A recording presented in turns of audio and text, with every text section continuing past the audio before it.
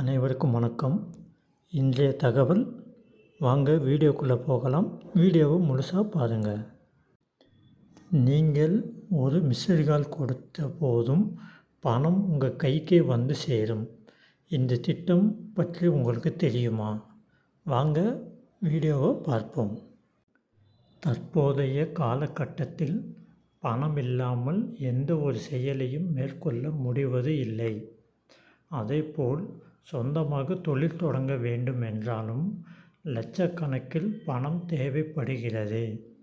எனவே பலரும் தனிநபர் கடன்களை பெற்று திருமணம், கல்வி, மருத்துவ செலவுகள் மற்றும் வீடு பழுதுபார்ப்பு போன்ற பல்வேறு செலவுகளை செய்து வருகிறார்கள். அந்த வகையில் எஸ்பிஐ வங்கியானது தனிநபர் கடனுக்கு குறைந்த வட்டியுடன் அதிக சலுகைகளை வழங்கி வருகிறது.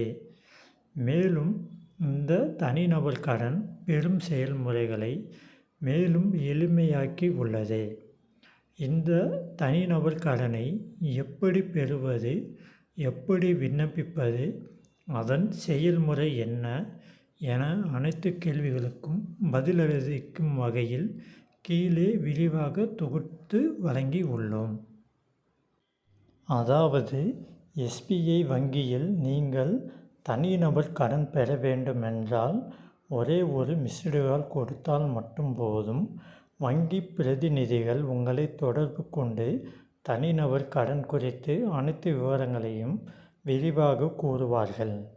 மேலும் இந்த எஸ்பிஐ தனிநபர் கடனுக்கு எந்த ஒரு சொத்து பத்திரமோ அல்லது உத்தரவாதமோ தேவையில்லை.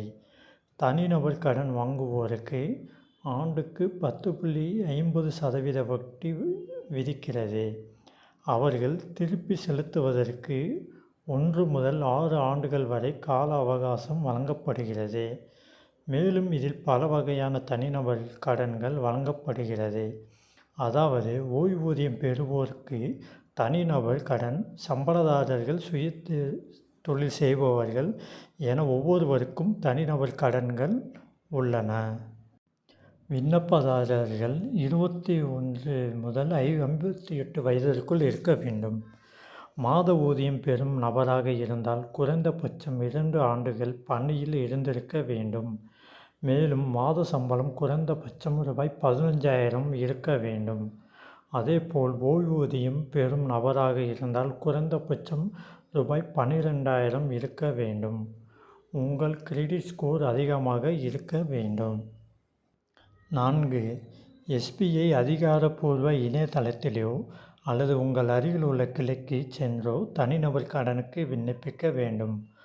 Aadhaar card, PAN card, passport size photo, சம்பள சீட்டு, வருமான வரி சான்றிதழ், மின்சார கட்டணம், தொலைபேசி கட்டணம் மற்றும் வாடகை ஒப்பந்தம் முதலியவை சமர்ப்பிக்க வேண்டும். மேலும் இது போன்ற தகவல்களை அறிந்து கொள்ள நமது செலியன் தமிழ் சேனலை சப்ஸ்கிரைப் செய்யவும். மேலும் உங்கள் கருத்துக்களை கமெண்டில் கூறவும். இந்த வீடியோ உங்களுக்கு பிடித்திருந்தால் லைக் பண்ணவும். மீண்டும் அடுத்த வீடியோவில் சந்திப்போம். நன்றி, வணக்கம்.